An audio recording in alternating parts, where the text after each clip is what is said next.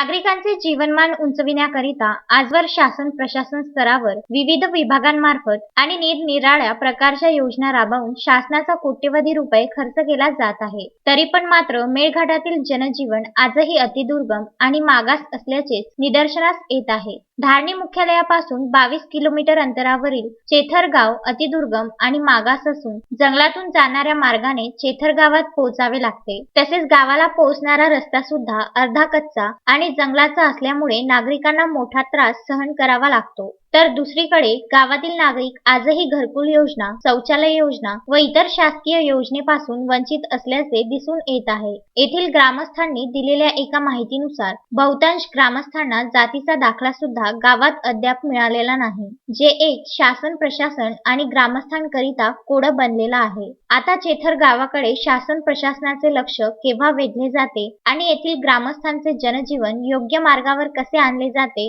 ही पाहण्यायोग्य बाब ठरली आहे. तस्मीन शेख, सुलेमान मेमनसह जुगल किशोर जयस्वाल, विदर्भ न्यूज, धारणी.